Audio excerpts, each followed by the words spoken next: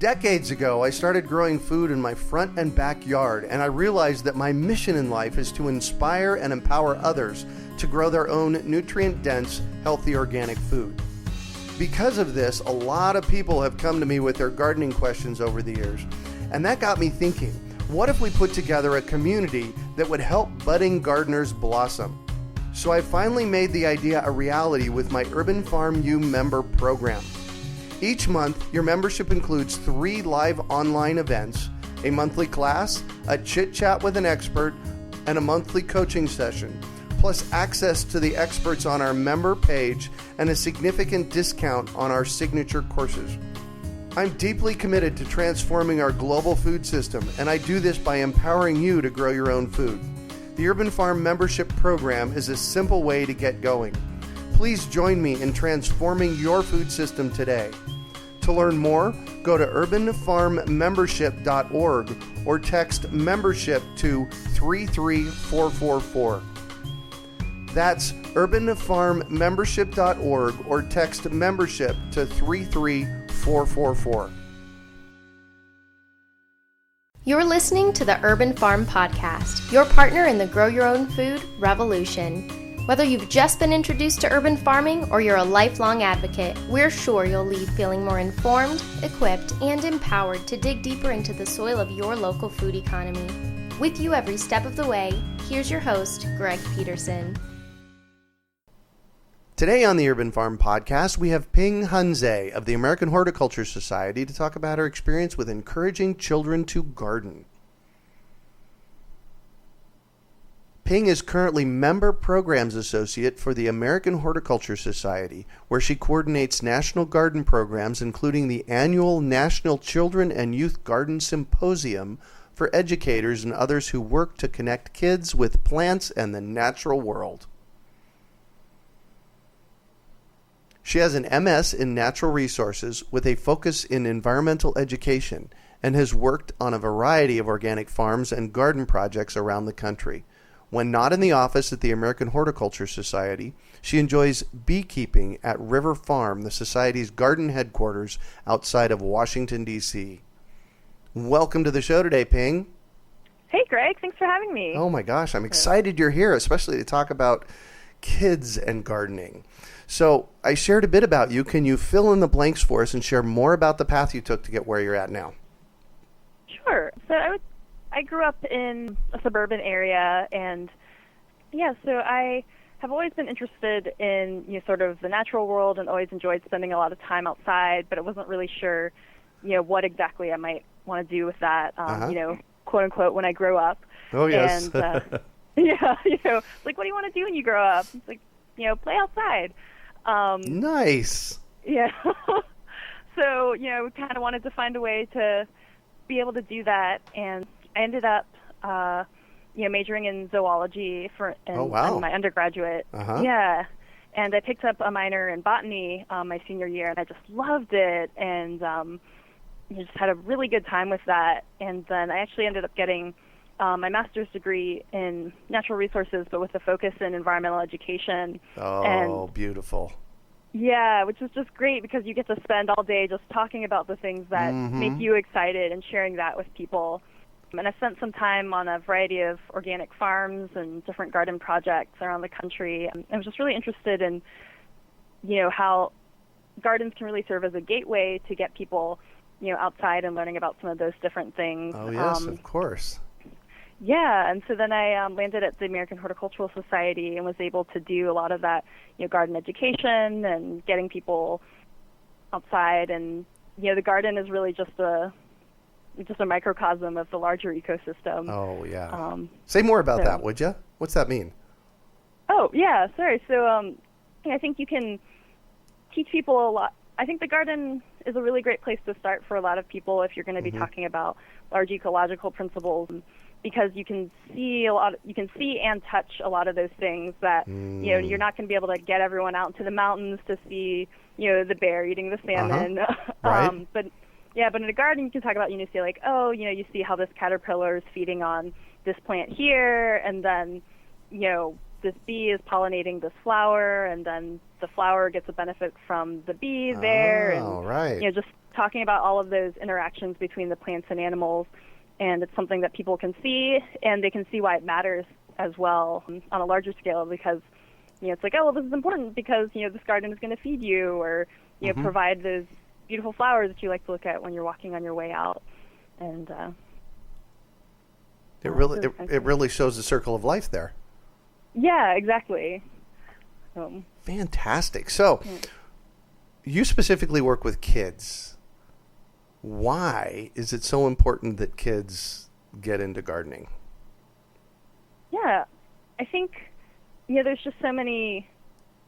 There's been a lot written about this, especially recently, about Richard Louv with Last Child in the Woods, and just the ideas of the ecologist E.O. Wilson. I'm sure you've heard of the term biophilia. Oh yes. Yeah, of course. But that's just that idea that humans are naturally drawn to life and naturally drawn to nature, and that we need that for. I think it's interesting. Like on a fundamental level, obviously we need plants, just because they're the initial organisms that harness energy from the sun and provide that on Earth, and they feed us, and just on those really basic needs levels. But there's a lot of research being done as well about how gardens and plants can influence our spiritual and emotional well-being as well. So it's really like a holistic, whole person thing that's important for people to be outside and be around other living things.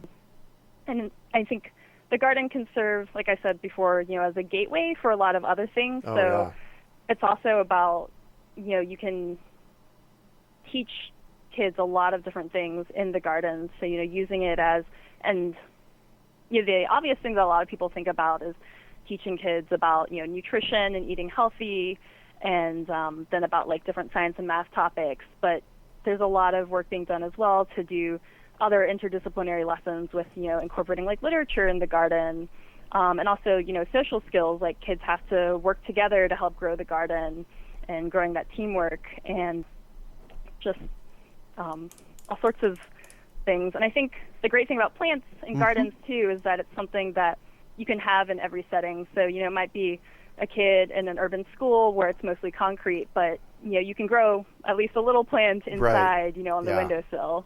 Yeah. You used a word that isn't often heard out in our culture. And I actually have a degree. My bachelor's degree is a bachelor's of interdisciplinary studies.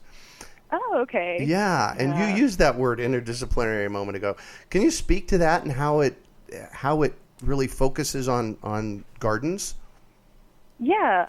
I think the garden is really the ideal place for that, because growing food is sort of the fundamental activity of our civilization in a way, right? Because that's kind of how we got to where we are today, and how we have the types of societies that we do. And fundamentally, gardening is something that's interdisciplinary. You have to know about a lot of subjects.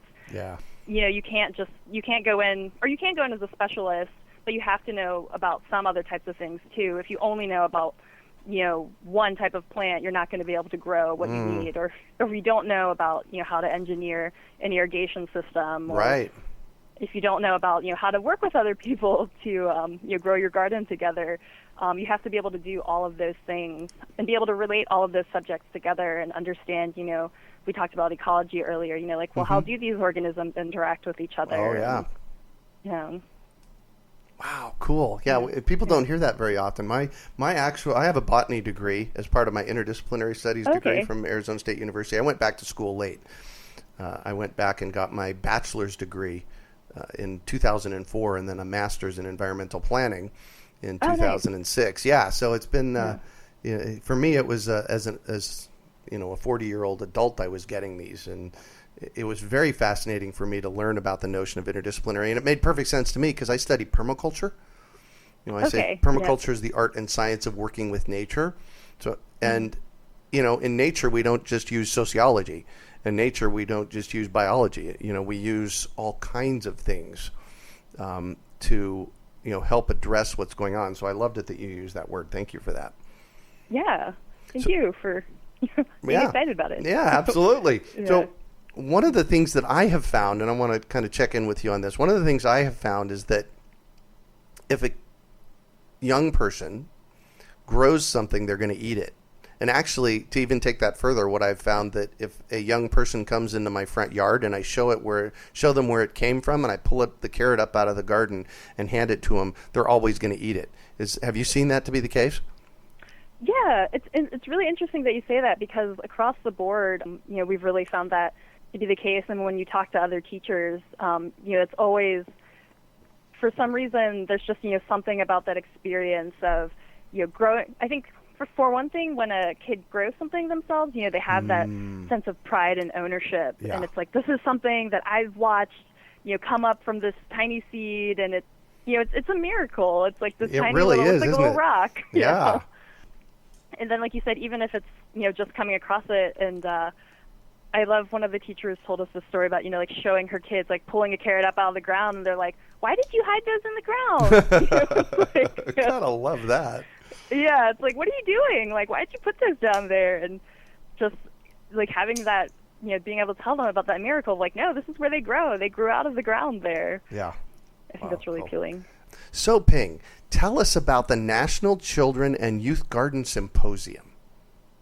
Sure. So it's an annual event held by the American Horticultural Society, and it's for people who work with kids in gardening from all across the country in a variety of capacities. So, we get classroom teachers and, quote-unquote informal educators who work in a lot of different types of places, but also people who are, coordinating educational programs, or, landscape architects who are designing children's gardens. Wow. Yeah, so it's an interesting mix of people, and we usually get, a few hundred people from around the country, and it's just, a few days for everybody to get together and learn about, best practices in the field, what kinds of things are new and going on, and see different things that are happening in different parts of the country as well, different youth gardening projects. Cool. So what is it exactly? Yeah, it's a 4-day symposium. So we have field trips, and it's a professional development event, essentially. But so there's field trips and educational sessions and keynote speakers, and just sort of it's a sort of a train the trainer event. Oh, so nice. Yeah, so we're working to teach or continue the education of the people who are then going out back to their communities and teaching kids about gardening. Got it. So it isn't a symposium for youth. It's a symposium for adults, and there might be some youth there, but it's really to get them trained in how to most effectively reach out to youth. Yeah, exactly. Wow. So, yeah. Oh, cool. And it's been around for 25 years? Yeah, yes. Wow. And when are the dates? What are the dates of it? It's usually in July every year. So next year it'll be July 12th through 15th, and it's going to be in the greater Portland, Oregon, and Vancouver, Washington area. Wow. Those two cities are adjacent to each other. So yeah. But yeah, like you mentioned, it'll be the 25th anniversary next year, which is really exciting. It's been going on for a while. Wow, so, cool. How has it evolved over the years?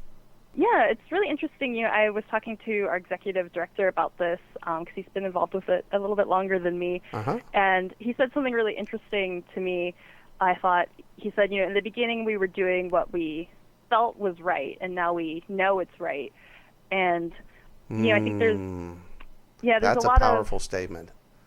Yeah, I thought that was really interesting because I've kind of, I went to school for environmental education and spent a lot of time, looking at research papers that quantify the benefits of, environmental education and being outside on kids. And so, it would say, we saw, 20% reduction in obesity rates or like all these numbers that are really powerful and that are important. But, he was saying, when this event first began, people were like, I think this is the right thing to do. I see these things anecdotally happening in my community. Like, I think, I feel that it's important. And another thing is just, being some of those more specialized groups in the beginning that really were focused, specifically on, youth gardening or agriculture. And now it's become, we were talking about interdisciplinary earlier. There are a lot of different groups where I think it's a topic that's gaining a lot of popularity very quickly, and there's a lot of different groups that are getting interested in it and saying, like, oh, I'm not a gardening group, but I work with kids and I'm really interested in, what we can do to work with you to incorporate a garden into our program, even if it's maybe like a sports program or, right. Those types of things. Oh, interesting you should say that. I work with a group here in town called Heart for the City in Phoenix, Arizona, and they're a sports organization. They have sports for at-risk youth, and 2 years ago they added a garden program. Oh, interesting. Yeah. Okay. Yeah. So that's very interesting. So are we seeing more and more of that? I think so. Again, I think that's an area that could maybe use a little more quantification, as far as like, oh, yes, this many programs across the country, but we've noticed a lot of, we put out a call for sessions for people to present at the symposium every year, and it's interesting because you'll see kind of some of those trends in the number of sessions that get proposed on a certain topic, and there's a lot of stuff coming in now about, different types of partnerships that you can set up, between like public and private groups, or between groups that don't have anything, or that don't necessarily, you wouldn't think have the same topic area focus as you, but it's like, well, like, hey, can we come do yoga in the garden? Or oh, nice. Incorporating all those different aspects and really recognizing some of the holistic aspects again of education, or that it's not just. I think that's something you see just in general in education. Realizing that it's not just about like how can you score on a test, but it's about everything that you need to be high functioning human being. Yeah, growing, pun intended, growing a more high functioning human being, right? Exactly. Yeah, exactly. Wow. So you kind of mentioned who this symposium is for. Let's dig a little bit deeper in that. So I'm an urban farmer and I teach urban farming here in Phoenix. Would it be for me, or is it primarily academics? No, it's primarily practitioners, I would say. Oh, nice. Yeah. So it's mostly on the ground educators. So that can include, classroom teachers who have a school garden, but it can also be someone who runs a nonprofit program that, does like summer camps with kids, or like county extension agents, people who are botanical garden education staff, or, all sorts of walks of life. And definitely we would love to have you. Yeah.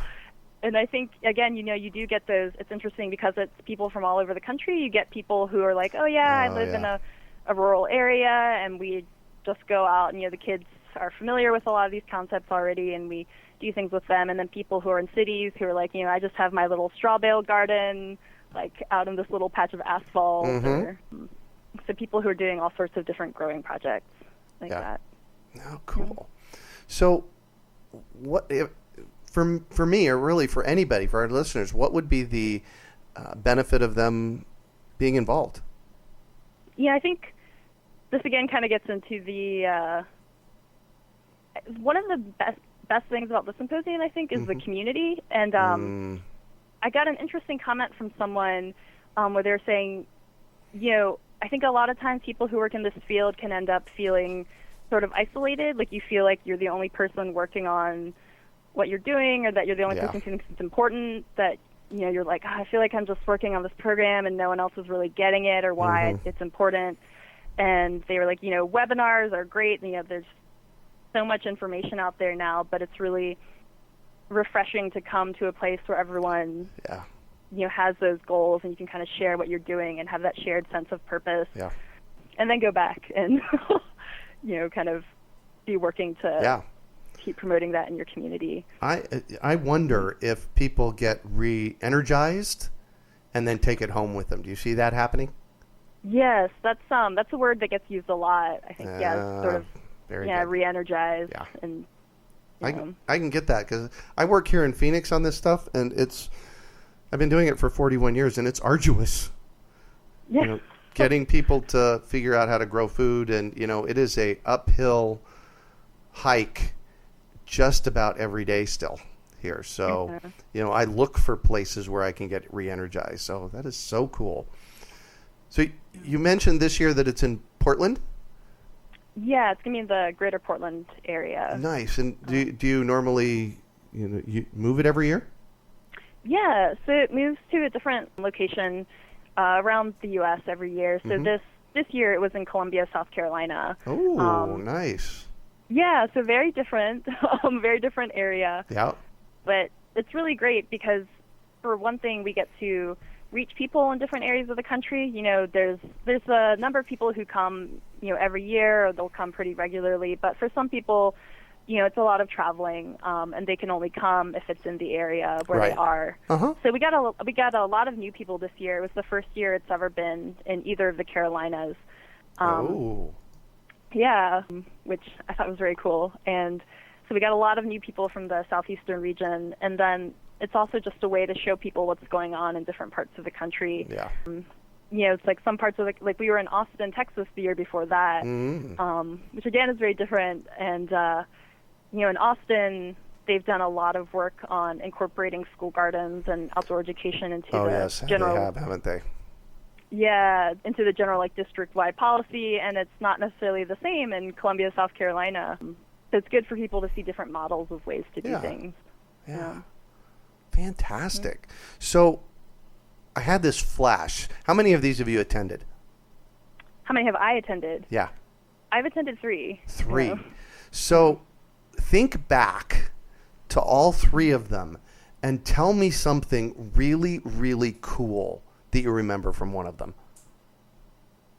Oh, that's a hard question. Yeah, because it's I think it's a great event. There was a school that we went to in Columbia, South Carolina this year that's just doing amazing things. It's called the Barclay School, and it's for students who learn differently or have, you know, different special needs. But it really incorporates a lot of the things that we've been talking about as far as like holistic, interdisciplinary education. So it started as a school. Her goal was for it to be a school just for students with dyslexia or like different learning disabilities. Right. And she started getting all these parents coming to her who were like, you know, my kid is not doing well in a traditional school setting. They have, you know, X issue. Like, can you please take them? Just because they were seeing what she was doing with her students, and you know, they wanted their kid to be there. And they just moved to a new campus. It's out, kind of out in the country, but it actually was an old farm, so it's repurposed. Oh, nice. And, yeah. So they really try and integrate the garden into, you know, everything that they do, as far as, you know, just different topics. And some of the students they have, you know, have different things, just where like they don't like to get dirty, or you know, they don't necessarily like to be outside, and they really, you know, try and meet the kids where they are, and you know, the kids just really thrive. But they did they just do different projects, like they had school rabbits, and and you know, so it's like, again, you can kind of see that cycle of life thing where they would collect the rabbit poop and then make it into fertilizer for the garden, and then they called it Bunny's Brew, and oh, nice. And then they would sell that. So the students were also learning about creating their own business, because they had to do, you know, like all of the production and all of, you know, like the bookkeeping and the selling, and, you know, learning how to market their product and saying like, oh yeah, you know, we've used it in our school garden, it's worked really well. But it's really, you know, just talking to the students there, just what a difference it's made being in a place like that, where it's really a holistic approach, and they get to like be out in the garden all day and be learning science in the garden as opposed to just from a textbook. Sitting in a chair, Yeah. How cool is that? So you have another project I wanted you to talk about briefly, the Great American Gardeners Awards. Tell us about that. Yeah, so it's an annual awards program, and it's, you know, a national program as well. So people submit nominations for different people and organizations all over the country, and it spans, you know, quite a few gardening topics. So there's the Urban Beautification Award for people who are working on, you know, gardening projects in cities. And then the Jane Taylor Award, which is for, you know, youth gardening projects. And, you know, we have what's called the Paul Q. Jr. Commercial Award, which is actually for, you know, like companies who are doing work to, you know, promote high standards in horticulture. And it's really nice because, again, you know, it's sometimes, you know, it's just nice to know that your work is being recognized. And, you know, I think I don't always even realize like how meaningful it is to people until you talk to them after they've gotten the award. But, you know, it's nice because you're recognizing what people are doing, and then you're also holding that up as an example for other people. And it's nice, again, because it is such a, widespread range of subjects that you can really, show off all of those different projects that are happening around the country. Cool. So if somebody wanted to nominate somebody for the Great American Gardeners Awards, where would they find information on that? Yeah. So if you go to our website, AHS, like American Horticultural Society, ahs.org/awards. Oh, very good. Yeah, and then you'll see some different subheadings, and there'll be a thing about the Great American Gardeners Awards. Great, and we'll have that posted on our show notes page on our website. Okay, perfect. Cool. So I'm going to shift on you, and I'd like for you to talk about a time you failed, how you overcame that failure, and what you might have learned from it. Yeah. So I was thinking about this. I worked at, it was called, I don't know if you heard of the Catholic Worker Organization before. I have. Okay, yeah, I thought you may have. So I was working at a Catholic worker house, and one thing that they really emphasize is, like meaningful work, and this one really emphasized like growing your own food. Nice. So we did a lot of garden projects, and we would do sort of, regular, they sort of call them like cafes, for people in the community who might be homeless or might just not have a place to get a regular meal. But you provide a meal in the afternoon. And you can get really ambitious where, you're like, oh, we want everyone to eat healthy, and we want them to enjoy all this garden fresh produce, and it's going to be great, and everyone's going to immediately be on board and love it, of course. Yeah. Right.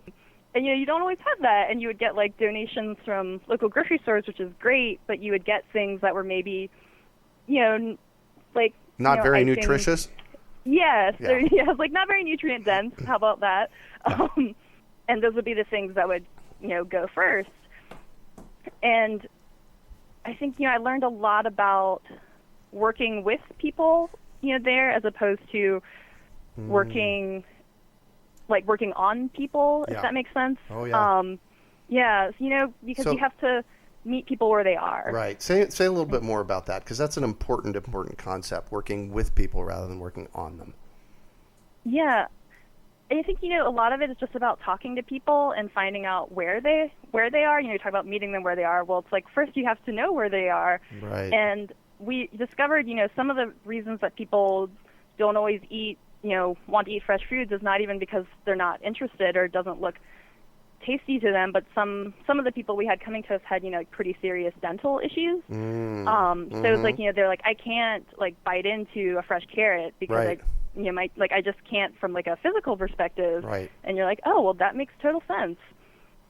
So, it's like, well, what could I do to help you, if we cooked it a different way, or, what can we do that would help you be able to enjoy this thing, as opposed to just being like, here, why aren't you eating this? Right. Oh, interesting. Oh, very good. Yeah. Wow. So what do you consider your biggest success?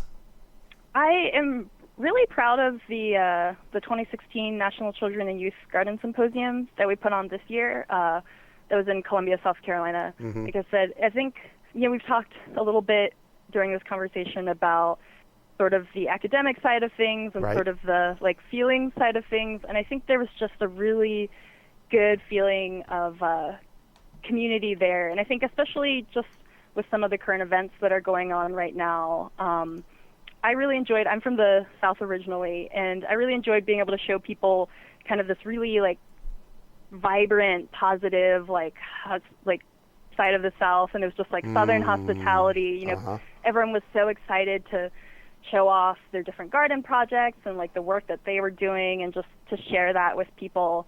And I realized I was talking to one of our attendees, and they were like, it's amazing here, everyone's just, sharing their lesson plans and giving away for free their resources, and I never even really thought about it because in my head it's like, of course you do that, you just we're all working towards the same thing. And she was like, it's amazing, they're just giving them away for free. Yeah, it's not like that in parts of the world. Yeah. And I'm not talking geographically. I'm talking just in general. It's not that way, and so that's always refreshing. So that's cool. Yeah. It was just it was a neat event that way, and I think just showing people some of the different new projects that are going on there, and some of the events that we were able to do, just things that were like a little bit different. Like what? Yeah. One thing we did, so one of our keynotes this year was actually a play, which was interesting because I come at things sometimes, I think, from a more academic perspective. So our executive director brought up this idea. He's like, it was a woman, Kailani Lee, and she does this one-woman play that she wrote and she performs herself about the life of Rachel Carson. Oh, wow. Yeah, it's amazing. But, sort of surrounding the writing of Silent Spring and the reaction following Silent Spring. And he brought up, and I was like, it's kind of different. It seems a little, riskier in some ways, because it's just, it's like, you're like, I know that it'll work if we get someone to come up and talk for 60 minutes about, garden projects. But it was amazing. It was a huge success, wasn't it? I can feel it. Yeah, it was. I think we got in our, we send out evaluations to people after, and that was probably one of the things we got the most comments about. Yeah, I'll bet. And I think, again, it's just that sort of that feeling part of things where it just gave people, so much inspiration in a way that, talking about, numbers and that kind of thing can't necessarily get to. What was her name? Kailani Lee. It's Kailani, and then her last name is Lee, Lee. Wow. I'll bet you she's on YouTube. I got to go check that out because that sounds spectacular. Yeah, it's amazing. She is one of the few people who's ever had, full access to all of Rachel Carson's writings. Oh, my gosh. Yeah, so, the entire play is based off of, actual quotes from her letters and diaries, and it's really powerful. So. Cool. Thanks for sharing that. Yeah. So what drives you? I really enjoy. I was thinking about this, and I guess obviously that depends on what kind of project I'm thinking about. But kind of thinking about education, I just really genuinely enjoy creating meaningful educational experiences. And I think a big part of that for me is, obviously I have my issues that I think are important for people to learn about. I think it's important for people to learn where their food comes from and to enjoy nature and that sort of thing. But I think the big thing for me is just really getting people engaged with the world around them and giving them experiences that make them, that give them a love of learning. Because I think if they have that, then they're going to go out and find what engages them, right? And what excites them. And sometimes people, they're not. People aren't always, even excited about just learning. And I think if you can sort of spark that in them and find what sparks them and help them find that, that's really what it's all about at the end of the day. Nice. Yeah. So speaking of education, I have to know, is there a book or maybe two that have been significantly influential for you in this process? Yeah, it's a really hard one because I love books and I spend a lot of time reading. But I think one would maybe be the book My Side of the Mountain, actually, which is a children's book, or it's a young adult book. But I read it when I was little, and I think that I grew up in a kind of suburban area outside of a big city, and just as a kid, reading about this other kid who goes out into the wild, so to say, and just the book is really about sort of problem solving and resourcefulness and relating to nature. Yeah, in a lot of ways, and that was just so exciting and inspiring to me. And it's I want to be that kid. And I think that's something that kind of got me, help build that spark for the natural world and just those types of things. Nice. Nice. So what one final piece of advice do you have for our listeners? I think just I would say stay curious and keep a positive attitude about everything and just be flexible because things don't always turn out how you want to be, how you would imagine them. But I would say if you can do those things, if you have a positive attitude about things, everything's a learning experience and everything is something that you'll get something good out of. Yeah. So. Yeah. Well, thank you so much for joining us on the show and sharing your experience with us today, Ping. It has been a treat chatting with you. Well, thank you so much for having me and for the opportunity. Absolutely. So how can our listeners get a hold of you, find out more about the symposium and the gardening awards and, like that?